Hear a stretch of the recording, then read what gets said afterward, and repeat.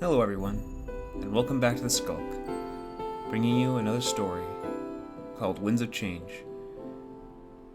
Yes, another story. I'm enjoying them. I really enjoy some good stories.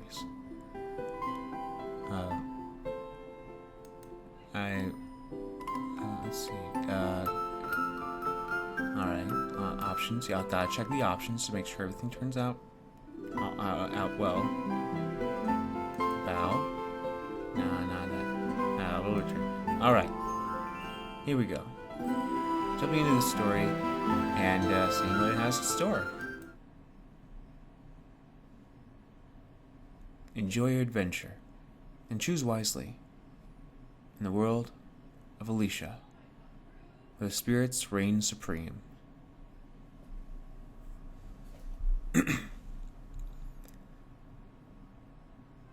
The rebellion is in shambles.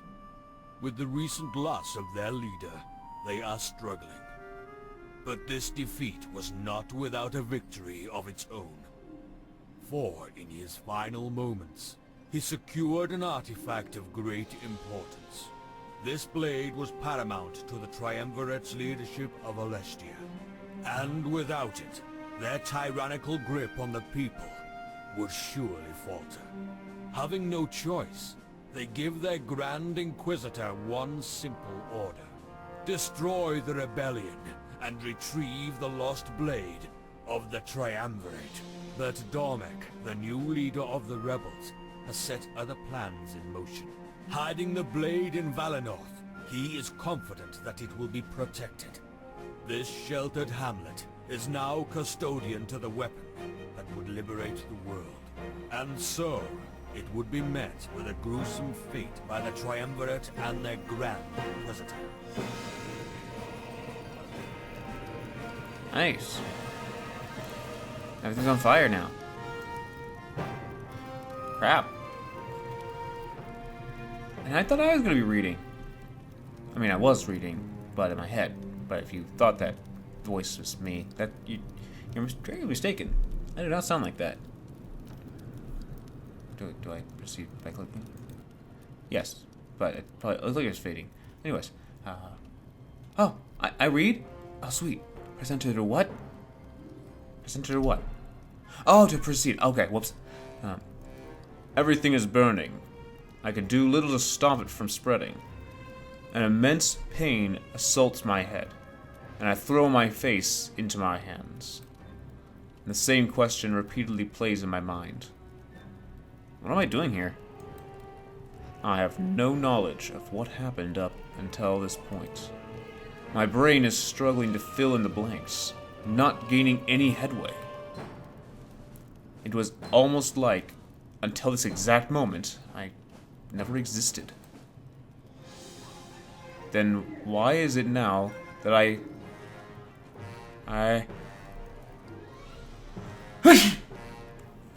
Sorry. Back to reading.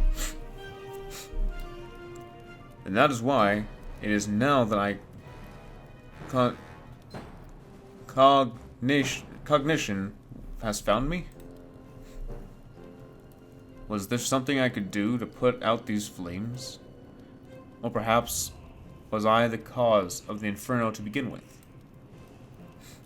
A foolish thought, and one I threw away. If I was responsible, then I wouldn't feel this sense of dread. Emotion shared by those who stand beside me. Come on, pick up the pace. If we waste any more time, we won't make it out alive. There's no way the Elder would let me let that one down. I feel like she's escorting me, and I should follow her. Could it be that she's been tasked with my protection? I grasp at the straws that are the memories in my mind. I'm only able to latch onto one. It's the title that I go by. Are you even paying attention? No. I'm a Cirrus, or I'm a male. I know who you are, Seer. Did you hit your head or something? Maybe. Maybe some kind of a spell came over me, or I didn't get enough sleep last night. She scoffs as she turns the other way. But I know she's right. I'm not taking this seriously. It feels like a dream, and I doubt that it's all happening.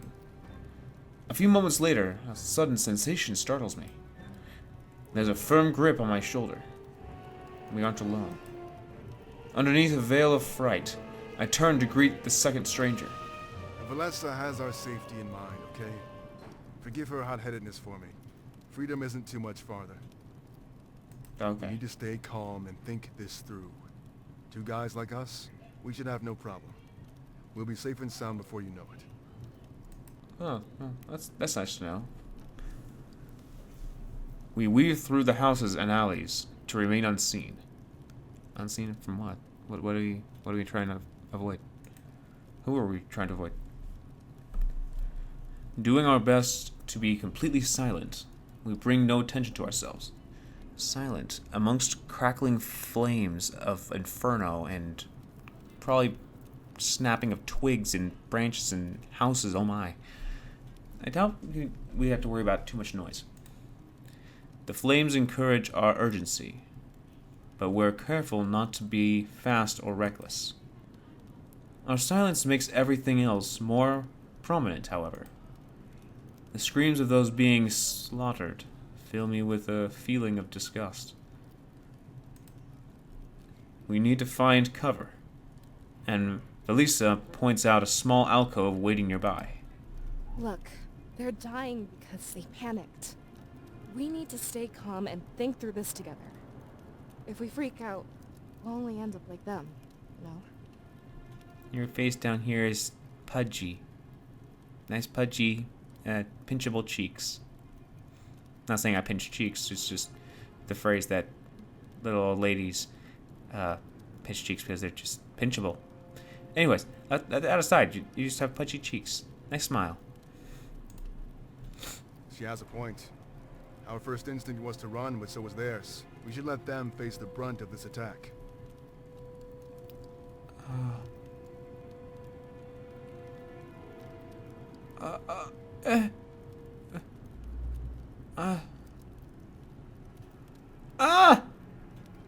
How's that happy?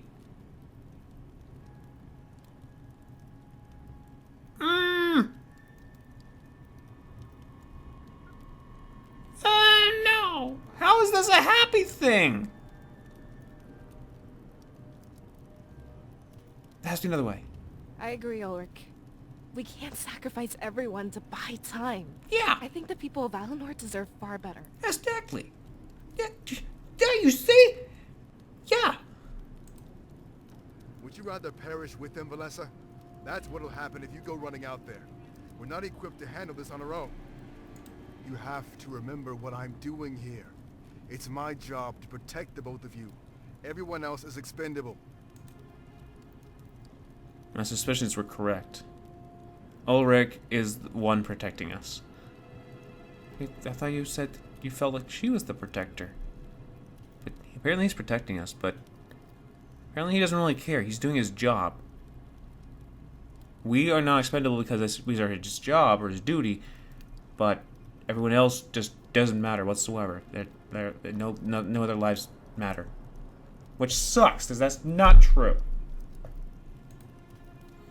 But why exactly are we a higher priority than the civilians? I venture a guess that we're currently in this Valinorth. The pain in my head pulses again, and I stumble back. As I let out a groan, Ulrich rushes over to my side. His exaggerated concern is now understandable. It must be the smoke. Make sure to sit down. The lower you are right now, the better. Are you having trouble breathing? I shake my head, and I let him know that it's not the smoke. This causes Alicia to chime in, voicing her concerns as well. Yeah, something else is going on here. He's been acting strange for a while now. Is there something you need to tell us? I don't know what's going on right now. I can't seem to remember anything. Yeah. Did some debris fall on your head back there? I'm starting to side with Valessa on this one. Come on, time to gear you up. Okay. What you got for me? He steps away for a few moments, then inspects the ground around him. There's a brief period where I can't see him, but he returns with a blade. The fire causes it to glisten, almost like it's begging me to take it. I don't care what's going on in that head of yours, but it's not more important than your survival. We're all overwhelmed. It's not just you. I'm not overwhelmed. I'm overwhelmed, I guess, in a way I am, with the questions of, why is this happening? What happened? Can you tell me? He holds out the blade, expecting my compliance. At this rate, it seems like fighting may be inevitable. Take it. We won't be standing here forever. As soon as we leave this alcove, we'll be vulnerable. I can't take care of you all the time, you know.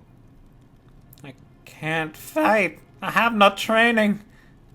Of course, I'll defend myself as well.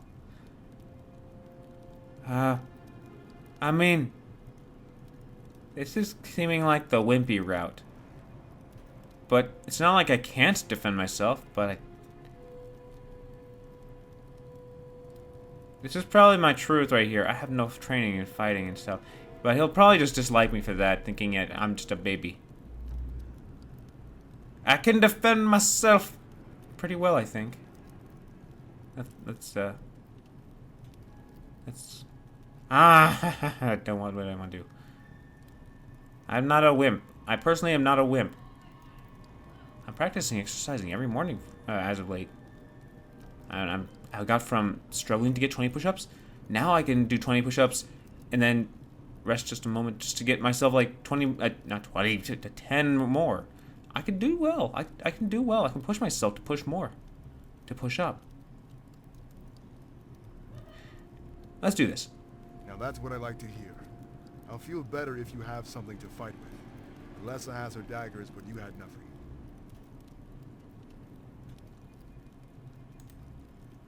I grab the blade and swing it a couple times, testing its weight. It seems good enough for me, and I wouldn't have any problems using it.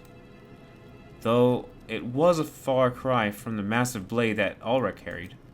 Now then, it's time to move. Seems like some of the noise has finally died down. We should start by investigating the town square. Ah, okay. I'll follow you. He walks off, expecting us to follow along.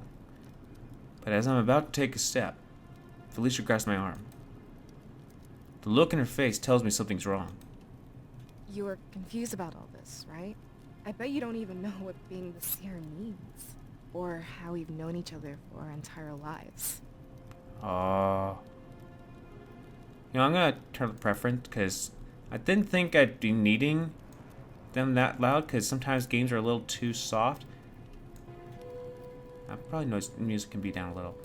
But yeah, I can still hear them, but not as much as I would like to. Alright, don't worry. In editing, I'll raise them up by then. But, I'll have to remember to turn it back down to this normal level. Anyways, let's continue. I look at the ground in both shame and confusion. She's completely right. My head is a mess. As I try to think of an excuse, her response surprises me. That's normal, but please listen. We only have a few moments before Ulrich notices we're not there. The seer is special. You wield spirits to induce prophetic visions. I do? I wield spirits to induce prophetic visions. I can see the... I gotta practice this again, because I feel like I'm gonna need this. When you have these visions, you're unable to remember anything. Oh. When you wake up, you'll dismiss it as a dream and forget it ever happened. As your scribe, it's my job to help you take advantage of this. So... I'm meant to get these dreams and then tell you about them and feel like what happened, and then you take them as they are real and they are our guidance. And then try to convince me that it's true. We have to follow Ulrich now, but know one thing. The way you're acting, I'm certain this is a vision. That means you can use it for information. What was my vision? I forgot. She takes a few steps closer to me and grabs my hands. Staring right into my eyes, I notice a glimmer of hope shining within hers. I'm relieved. This means Valinor is still fine. When you wake up, use this vision to save everyone. It's your duty as seer to ensure this doesn't become real. I'm just the informational man. I'm just the busboy. No, that's the busboy. I'm the, Speckins to the spectrals. That's all I got. She lets go of my hands and follows after Ulrich. Though it's hard to believe what she said, I'm less confused. I am still confused myself. But I'm not completely confused, but I still don't know what we started off with. What did we start off with? I forgot. I finally had a reason for why I felt so disconnected. But if this was a vision, then what would become of Ulrich and Valisa? Would all of this carnage be undone as soon as I woke up? What if they died? Or what if I died in the vision? I follow after Valisa, realizing I might never know. But a faint sense of determination rises up within me. If there's a chance I could stop this, I had to do it.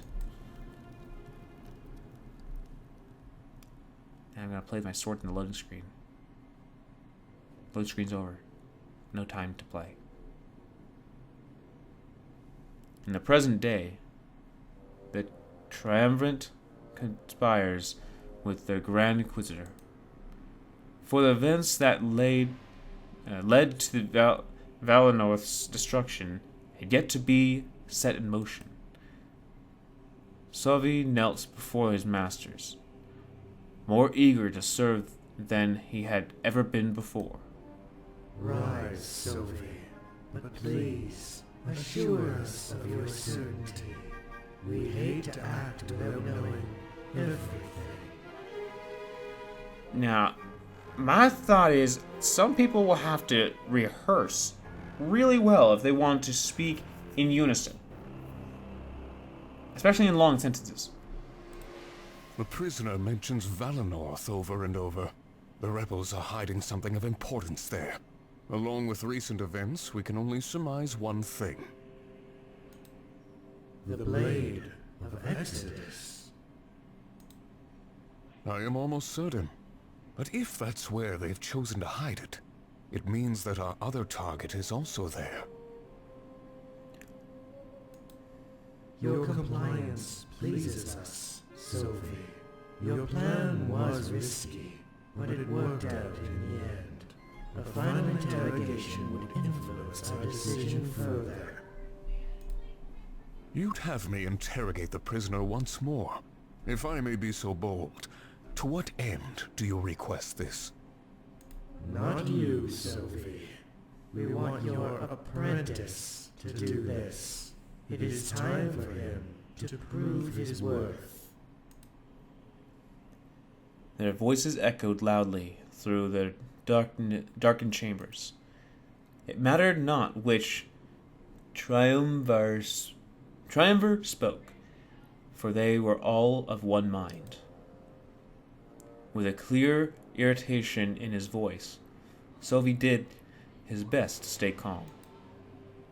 My apprentice? I've told you many times I want to work alone. It would be more efficient for me to do this myself. Insubordination? This is unbecoming of you, Sophie. We demand that you obey. The role of Grand Inquisitor can be very dangerous. If we were to lose you, a replacement would be necessary. You must train this replacement while you still breathe. As you command. Sylvie turned his back to the triumvirate and spotted his apprentice. He was standing by the door, listening to their conversation. If he'd heard of Sylvie's distaste for him, he showed no concern. Interrogation? And what would you have me extract? I thought the prisoner was at his wit's end. Anything to confirm our suspicions about Valinor. If you fail, I will not hesitate to punish you. Remember what we're on the verge of. That's kinda harsh. I just don't agree, but... Pooh. I understand, Master. I'll do my best to get you what you need. What are the limits when it comes to my approach? Keep him alive, Helen. I find that psychological pain is the most valid approach. He cares more for his rebel allies than he does for himself. Then I will threaten the rebellion's very core. I'm grateful to have this opportunity, Master. Things are starting to line up well for me. They tend to do that when you have the Triumvirate's blessing. We should take care of this immediately and catch them unprepared. Every moment we waste is a moment they gain, Helen. Go ahead, waste all the moments you got. Waste every moment you got, so we have all those moments in our pockets. So we can spend it at the right time. They leave the room together, talking amongst themselves. The Triumvirate waits until they're... Sorry, automatic yawn, and I was just making a silly scene out of it. Anyways, the Triumvirate waits until they're gone before speaking. A faint smile on their faces underneath the hoods that you cannot see, as age-old plans come to fruition.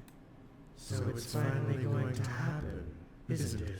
What we've been waiting for all these years. Do you think we should tell Sylvie our true plan? How about you drop your plan, because it doesn't sound good. Sounds evil. But I'm going to stop it here, so we have something to come back to. I had nothing there. Now I overridden an empty save file. Not too much lost there. Whoa, look at that. Purity, corruption, morale. Books read. Oh no, how thick are these books going to be? Oh no, I don't know if I'm... How long are these books going to be? I don't know. Depending on how long the books are. I don't know. It all depends. But this has been Winds of Change. Well, episode 1, of course. But yeah, there's voice actors for certain characters, so that's cool. And I read for me. That's pretty good. So, if you guys enjoyed, stick around or look forward to, or just click on the next video online, because this is probably going to be up for a while. Yeah. Thank you guys for stopping by. Until I see you guys again, have a great day, everyone.